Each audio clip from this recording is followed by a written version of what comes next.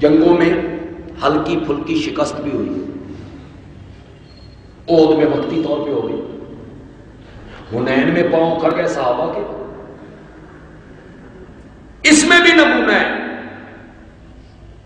اور پھر میرا نبی فاتح کیسے، اس میں بھی نمونہ۔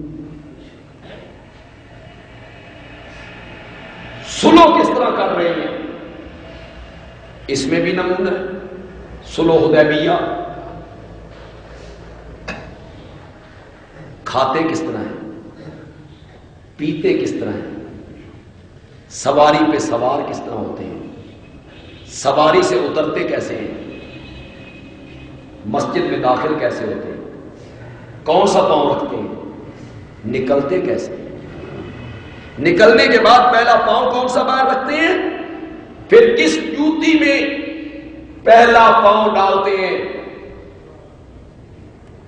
بازار میں کیسے آتے ہیں، تجارت کس طرح کرتے ہیں، شادی کس طرح کرتے ہیں، غمی کس طرح مناتے ہیں، حجامت کس طرح کرتے ہیں۔ خدا کی قسم اللہ نے کتنا اہتمام کیا ہے میرے نبی کی سیرت کو محفوظ کرنے۔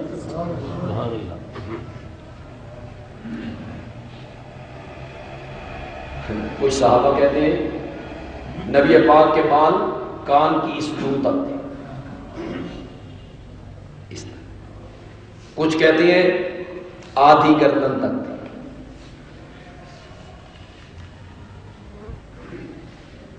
جس نے جس طرح دیکھا نقل کر دی۔ آگے دیکھیے جو محدثین آئے اور ائمہ مجتہدین آئے، انہوں نے یہ نہیں کہا ایک صحابی یوں کہتا ہے دوسرا یوں کہتا ہے، ایک کہتا ہے یہاں تک تھے دوسرا کہتا ہے یہاں تک تھے۔ کوئی صحابی جھوٹ نہیں بولتا، اولئک هم الصادقون، وہ سب سچے، ان میں کوئی جھوٹا نہیں ہے۔ تطبیق کتنی خوبصورت ہے۔ کہتے ہیں نبی پاک کے بال گھنگریالے تھے،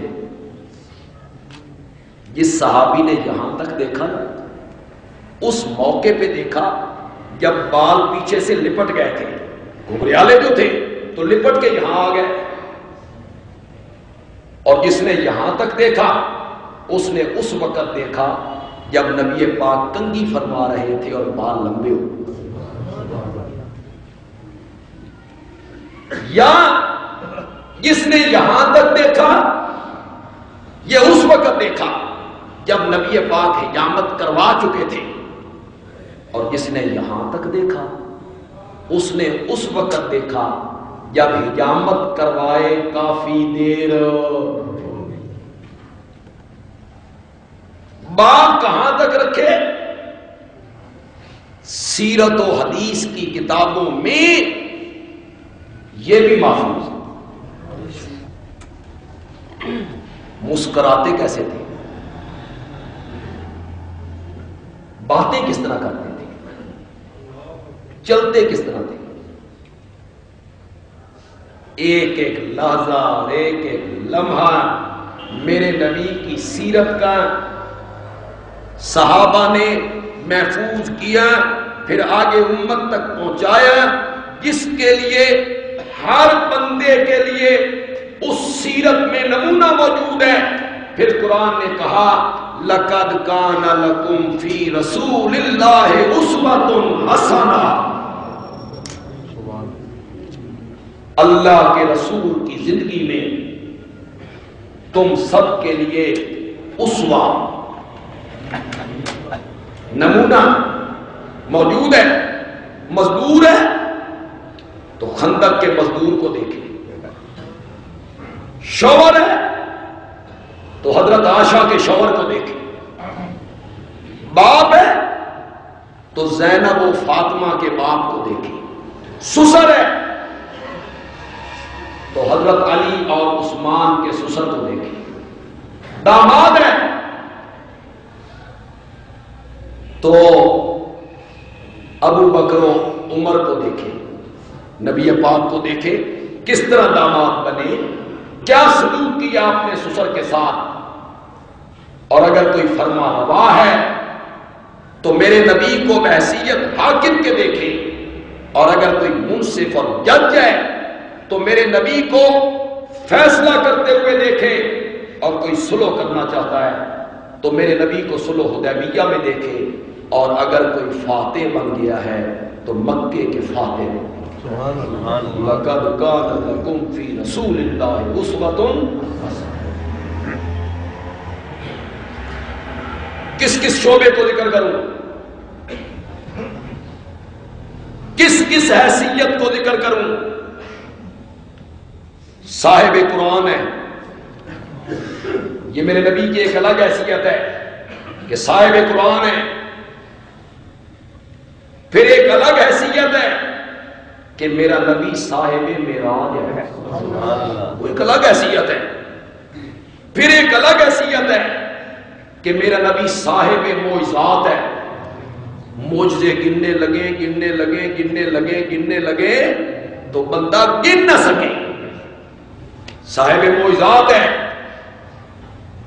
پھر میرے نبی کی ایک حیثیت ہے کہ امام الانبیاء ہے.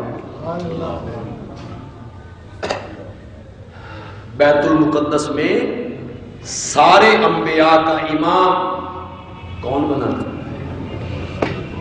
میرے نبی. اور میرے نبی کی ایک حیثیت ہے کہ وہ رحمت للعالمین ہے، رحمت بن کے آیا ہے. عفو و درگزر، معاف کرنا، درگزر کرنا، بدلہ نہ لینا، گالیوں کے جواب میں دعائیں دینا. یہ ہم سب بیان کرتے ہیں، میں بھی بیان کرتا ہوں، آپ بھی سنتے ہیں، لیکن خدا کی قسم یہ کام آسان نہ. اتھے تے جڑا ایک کڈے اس نوں دا جواب، پھر بھی بڑاس ختم نہیں.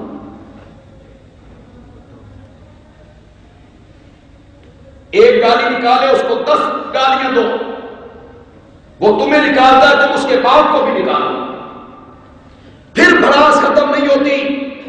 پھر قانون کو ہاتھ میں لے لو، پھر اسے مارو، اغوا کرو، قتل کرو، صفحہ ہستی سے مٹا دو. آسان نہیں ہے دشمن کی گالیاں سننا اور پھر درگزر کر کے ان کو معاف کرنا اور بعد میں ان سے اچھا سلوک کرنا. یہ سیرت ہے تو صرف میرے محمد کی سیرت صلی اللہ علیہ وسلم. عبداللہ ابن ابی